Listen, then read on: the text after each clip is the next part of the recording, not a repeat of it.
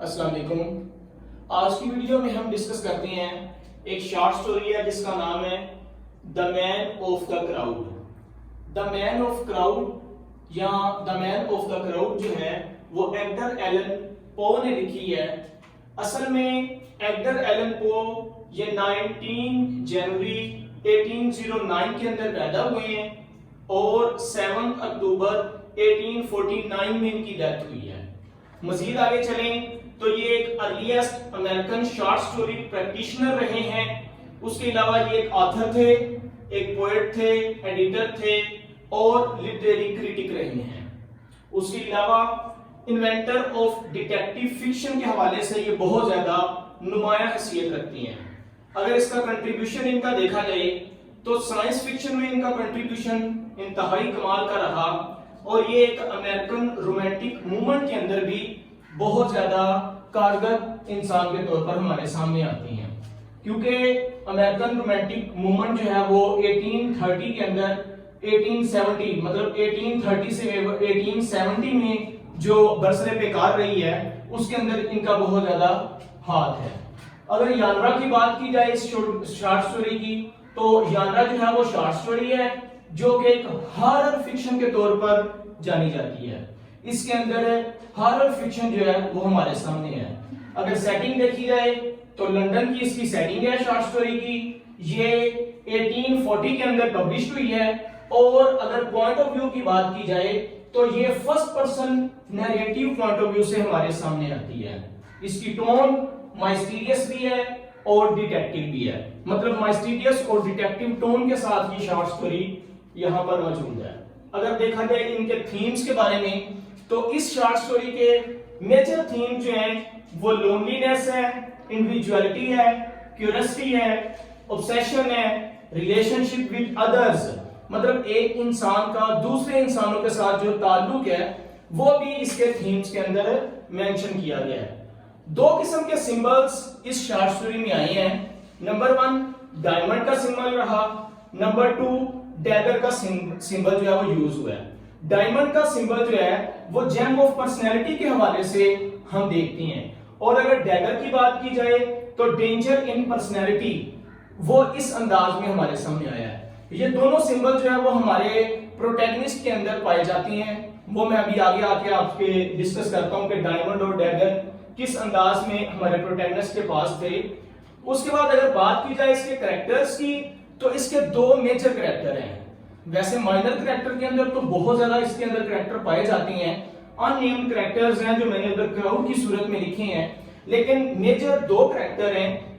एक the narrator है जो कि सारी कहानी को बयान कर रहा है, डी कॉफी हाउस में ये बैठा हुआ है, और दूसरा द ओल्ड मैन है जिस आदमी के बारे में ये सारी कहानी बयान करते हैं और यही ओल्ड मैन को असल में the man of the crowd कह के टाइटल दिया गया है। असल में ये ओल्ड मैन टाइटल से है।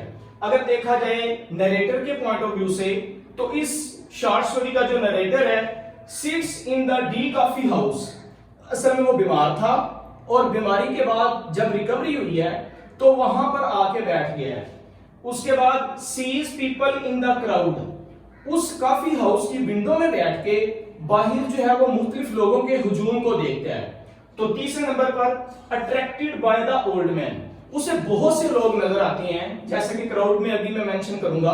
तो उस क्राउड के अंदर एक स्पेसिफिक पर्सनैलिटी है, एक स्पेसिफिक पर्सन है जो कि बूढ़ा आदमी है, उसको वो पसंद करता है और उसकी तरफ अट्रैक्ट होता है और इंटरेस्टेड हो जाता है। सेकंड अगर कैरेक्टर की बात की जाए द ओल्ड मैन, तो ये कौन था? अबाउट 65 to 70 years old, ये 65 से 70 साल के दरमियान इसकी उम्र है और रिफ्लेक्ट्स वास्ट मेंटल पावर। अगर देखा जाए तो इसको देख के इसकी बहुत मेंटल पावर जो है वो हमारे सामने पावरफुल नजर आती है। उसके बाद वास्ट 24 आवर्स नेवर स्टॉप्स, 24 घंटे जो हमारा नरेटर है वो इसको चेस करता है, इसका पीछा करता है, लेकिन ये 24 घंटे कंटिन्यूअसली चलता रहता है और किसी भी मुकाम पे रुकता नहीं है और स्लो डाउन नहीं होता। उसके बाद अगर नरेटर को इसको ओल्ड मैन को देखा जाए तो इसकी पर्सनैलिटी के अंदर कूलनेस पाई जाती है, मेलाइस पाया जाता है, टेरर पाया जाता है, डेस्पायर एंड ब्लड थर्स्ट। ये सारी कैरेक्टरिस्टिक जो है वो बूढ़े आदमी के अंदर पाई जाती हैं। इसी वजह से इन कैरेक्टरिस्टिक की वजह से हमारा नरेटर जो है वो उसकी तरफ अट्रैक्ट होता है। अगर बात की जाए माइनर कैरेक्टर्स की जो क्राउड की सूरत में मैंने मेंशन किए हैं, स्टोरी में आए थे, एक है मॉडेस्ट यंग गर्ल्स। नरेटर चूंकि डी कॉफी हाउस में बैठा हुआ है और वो विंडो से बाहर देख रहा है, तो वो कहता है कि जितने लोगों को वहां पर मैंने देखा है उनमें कुछ मॉडेस्ट यंग गर्ल्स थी, कुछ वेल पेंटेड लेडीज थी, उसके अलावा इननंबरेबल ड्रंकर्ड्स थे, कुछ शराबी नजर आए, पोर्टर्स, कुछ कुली नजर आए, इनडिस्क्राइबेबल फेलोज, ऐसे लोग थे जिनको बयान नहीं किया जा सकता, और कोल हैवियर्स थे, स्वीपर्स थे, ऑर्गन ग्राइंडर्स थे, मंकी एग्जिबिटर्स थे, मतलब कि जो मंकीज के करतब वगैरह दिखाती हैं, आर्टिसंस थे, सीनियर क्लर्क्स और जूनियर क्लर्क्स वहां पर उसने देखे।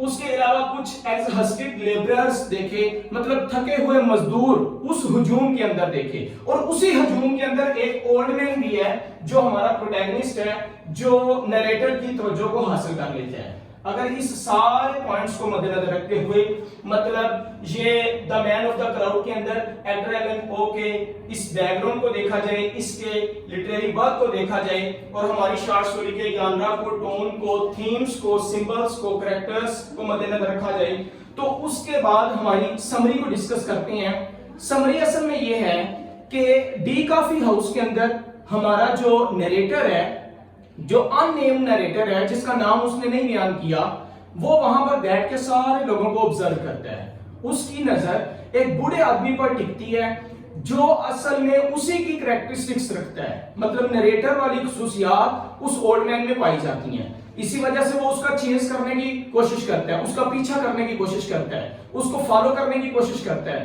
ताकि मैं जान सकूं असल में ये कहां से आया है, किधर से आया है, किधर जा रहा है, क्या कर रहा है, क्या नहीं कर रहा। वो क्या करता है, 24 घंटे उसके पीछे चलना शुरू कर देता है। कभी एक गली में उसके पीछे जाता है, वो दूसरी गली में एंटर हो जाता है, एक बाजार से गुजरा दूसरे बाजार में चला जाता है, कभी दुकानों में गया, मतलब कि वैसे ही घूमता फिरता रहा, चीजों के रेट चेक करता रहा और अगली दुकान में दाखिल हो गया।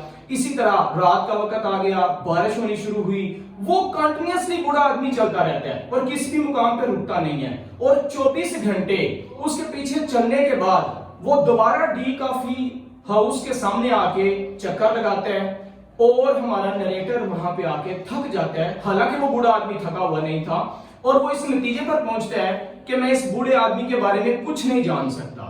इसी वजह से वो एक जर्मन बुक का हवाला देते हैं जो उसके बारे में बताया जाता है कि अपने किसी को इजाजत नहीं देती कोई जर्मन बुक के बारे में जांच पड़ताल कर सके।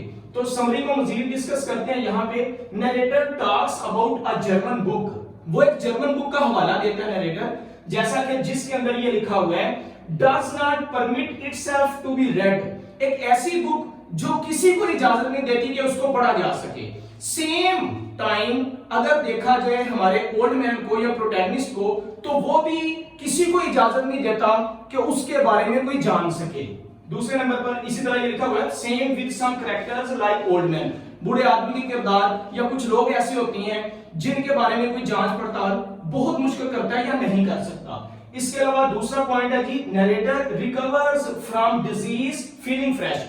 नरेटर असल में डी कॉफी हाउस में क्यों बैठा हुआ है, वो एक डिजीज से या एक बीमारी से अभी अभी रिकवर हुआ है और वो बहुत ज्यादा फ्रेश फील कर रहा है, अपने आप को बहुत ज्यादा तरोताजा फील कर रहा है, बहुत ज्यादा हेल्दी फील कर रहा है। merely to breathe was enjoyable, उसके लिए सांस लेना भी लुत्फ से भरा हुआ है। नेक्स्ट है जी narrator observes from the coffee house, क्या देखते हैं a countenance or decrepit old man some 65 और 70 इयर्स ऑफ एज, ये 65 से 70 साल की उम्र का बूढ़ा आदमी उसको देखता है और इसी की तरफ इसकी सारी की सारी तवज्जो हो जाती है। सारे जो ऊपर वाले उसने लोग देखे हैं उनको भूल जाते हैं और इस बूढ़े आदमी की तरफ तवज्जो कर देता है और इसी को चेस करना शुरू कर देते हैं। Narrator ceases the old man 24 hours, 24 घंटे उसके पीछे जाते हैं, लेकिन 24 घंटे उसका पीछा करने के बावजूद वो उसकी किसी चीज के बारे में तहकीक नहीं कर सकता और जांच नहीं सकता और लास्ट पे वो यही कह देता है कि इसके बारे में नहीं जाना जा सकता और वो उस आदमी को